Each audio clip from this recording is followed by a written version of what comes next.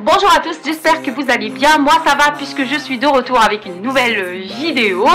Cette vidéo est très particulière parce qu'elle va se départager en deux parties majeures. Donc la deuxième partie sera consacrée totalement pour le pas à pas, comment réaliser votre propre anse si vous voulez vous lancer dans une création de sac à main. Comment réaliser cette jolie anse, mais attention avec vos propres mesures. Donc c'est ça ce qui est génial. Je vais vous dévoiler une formule toute simple pour avoir vraiment la anse de vos propres mesures. Quand je parle de mesures, c'est-à-dire la largeur et la longueur. Mais avant, il y aura une première partie, comme j'ai dit. Donc la première partie sera on va un petit peu parler des anses en général. Quelles sont les solutions qui s'offrent à vous si jamais vous ne voulez pas coudre votre propre anse.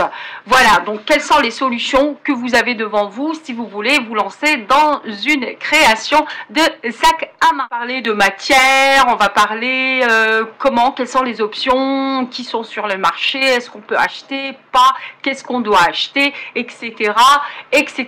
Donc ça sera une sorte de podcast dans cette première partie. Mais avant, je vous invite à vous abonner à cette chaîne si ce n'est pas encore fait et à enclencher la cloche de notification pour recevoir les prochaines vidéos. Besace, une mini besace avec un rabat comme vous voyez. Et trêve de blabla, alors ne ratez surtout pas la sortie de la prochaine vidéo concernant cette jolie besace.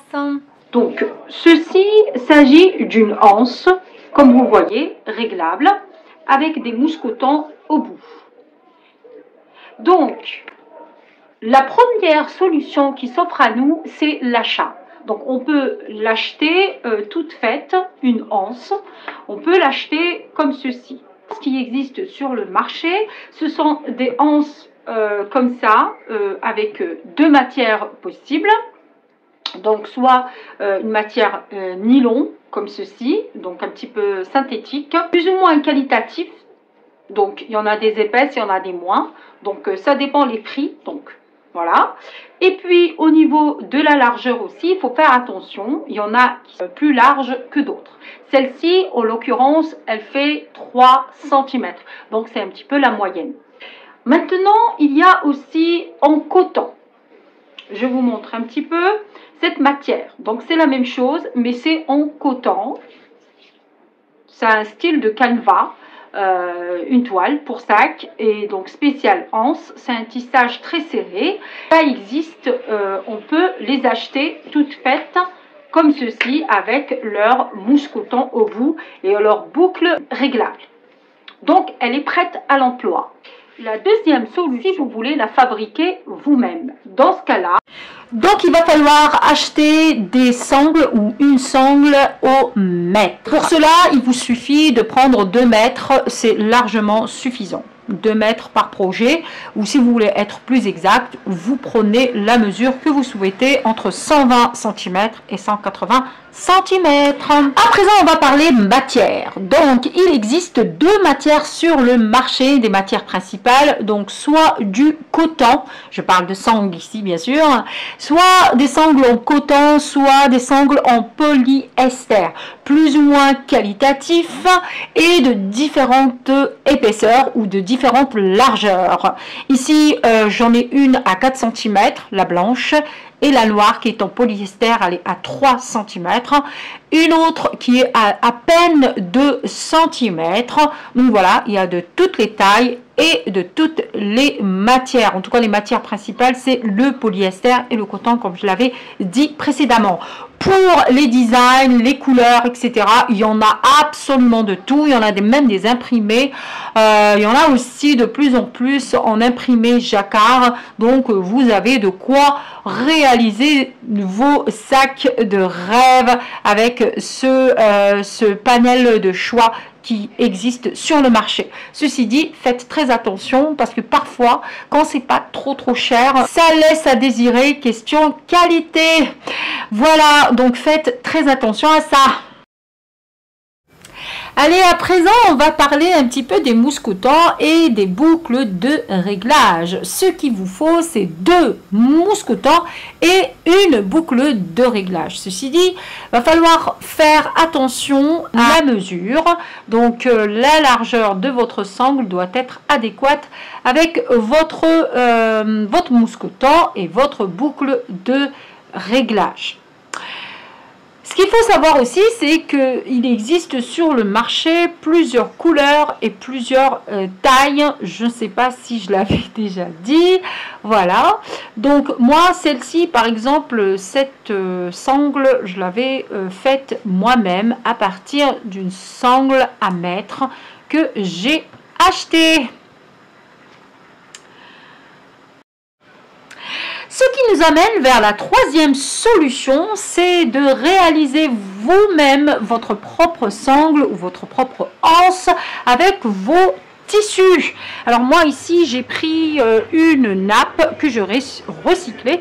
Donc on va entamer donc notre tutoriel. Donc et pour ça on aura besoin du matériel, d'un petit matériel. Alors déjà 2 mousquetons, vous l'aurez deviné, avec une boucle de réglage d'une taille qu'on va dire une taille X. Donc vous choisissez vraiment la taille qui vous plaît. Par la suite, on va parler de la bande de tissu, de sa taille. Ça, je vais vous donner la formule exacte, une formule très simple d'ailleurs, qui dépendra de la largeur de la taille de vos mousquetons. Voilà. Donc, mais avant, on va parler matière. Quelles sont donc les matières de tissu qu'il vous faut? Et donc là, je l'avais écrit, donc en l'occurrence des matières d'ameublement. Donc ça peut être de la toile à sac, ça peut être du din, pourquoi pas, de la suidine, de la toile de coton d'ameublement, du velours, du simili-cuir, en tout cas toutes les matières qui sont assez rigides et qui ont de la tenue. Voilà. Mais sinon, mon astuce maison pour vous aujourd'hui, c'est que vous pouvez prendre des tissus tout à fait basiques, une popeline de coton. Mais le seul petit bémol, c'est que la popeline de coton prend beaucoup de tâches. Du coup, pourquoi pas recycler une nappe anti-tache que vous avez chez vous. C'est ce que j'ai fait personnellement dans ce tuto. Mais pour cela, il va falloir venir rigidifier votre tissu, et donc la solution c'est de prendre un thermocollant ou encore le haut du panier, le Decovil Light qui est spécialisé pour la création des sacs à main, etc. Donc rigidifier encore plus les matières. Maintenant, si vous ne l'avez pas, bien sûr, vous pouvez toujours utiliser votre thermocollant habituel. Parlons maintenant des mesures. Alors pour la longueur, on prend entre 180 et 120 cm. Pour la largeur, une formule toute simple. Vous prenez votre mousqueton, la largeur de votre mousqueton, et vous la multipliez par 4. Et vous obtenez l'épaisseur ou la largeur de votre bande de tissu. Voilà, donc c'est une multiplication par 4. C'est bon, vous avez découpé vos pièces, vous êtes prête maintenant à faire votre anse, votre sangle. Voilà, donc la première étape, on va venir thermocoller. Voilà, thermocoller toute la bande de A à Z d'une manière minutieuse pour que ça ne se décolle pas au fil du temps. À présent, j'ai thermocollé ma bande. Je vais venir me munir d'un petit matériel de traçage et aussi de mes épingles s'il s'agit de tissu uniquement. Parce que s'il s'agit d'un simili-cuir, vous n'avez pas le droit d'utiliser vos épingles. Vous pouvez prendre vos clips bien sûr, et ici ce que j'ai choisi de prendre ici parce que voilà, c'est pratique et que ça va pas se casser puisque les tissus ici sont pas trop épais. Sinon, il n'y a pas mieux que les clips de bureau. Ils sont beaucoup plus robustes. Je les utilise quand j'ai affaire à des matières un petit peu plus costauds. On reprend notre projet. Donc, vous avez votre bande, elle est thermocollée. Donc, la première étape, c'était ça, c'était de thermocoller. La deuxième étape maintenant, c'est de effectuer un trait tout du long au milieu de votre bande. Ici, ma bande, elle fait 8 cm. Je trace donc un trait à 4 cm de part et d'autre, tout du long.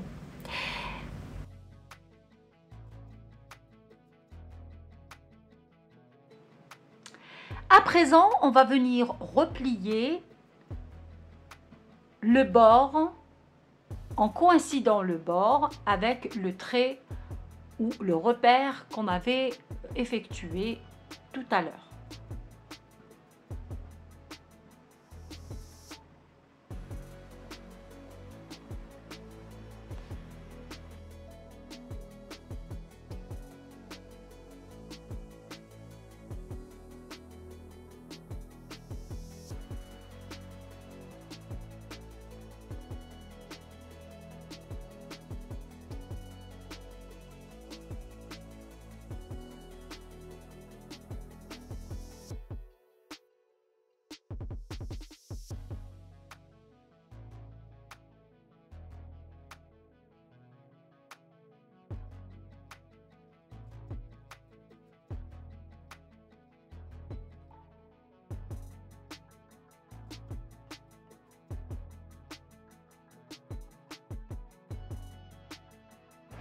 On obtient donc notre bande comme ceci et on va venir surpiquer de part et d'autre à 3 mm du bord tout du long, avec une longueur de point de 3 mm minimum. Ici, je décale mon aiguille tout à fait à droite afin d'utiliser mon pied presseur comme guide. Quand je dis à 3 mm du bord, libre à vous de choisir vraiment la distance qui vous arrangera le mieux.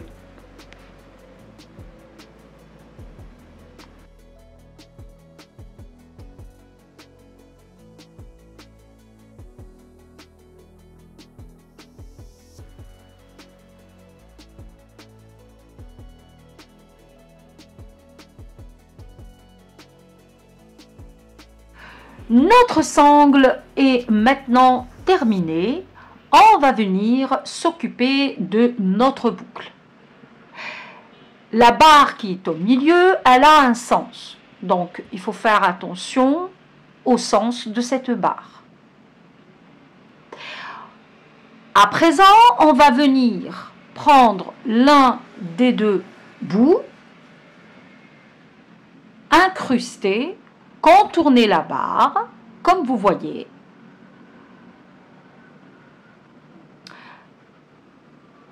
On tire à 5 cm et on fait un premier ourlet, comme ceci. Et par la suite, on rabat. On s'assure bien que tout est bien en place et on se prépare à aller en machine. Pour cela, on va venir bien sûr clipser de part et d'autre.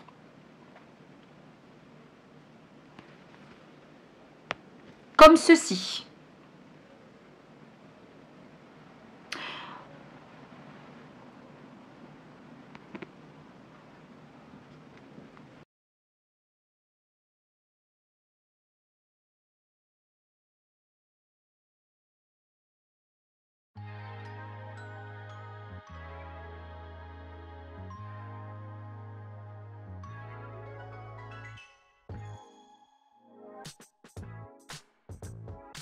À présent, on ramène notre premier mousqueton qu'on va aller introduire.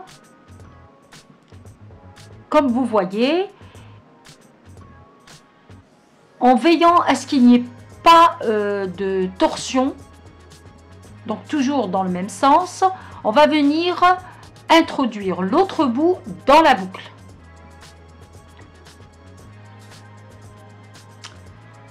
Voilà.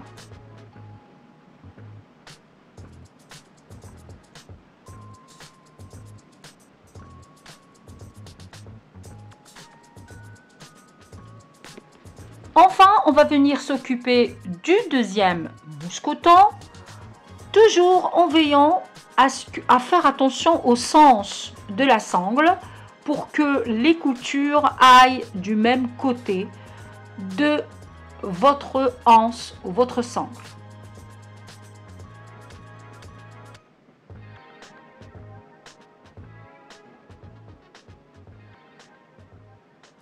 À présent, on fait exactement comme tout à l'heure. Donc, on tire à 5 cm.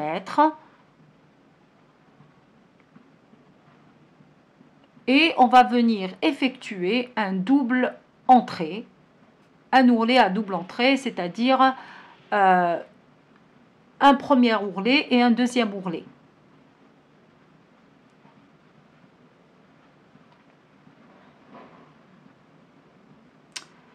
On éclipse bien et on va aller sous la machine pour effectuer notre petite couture.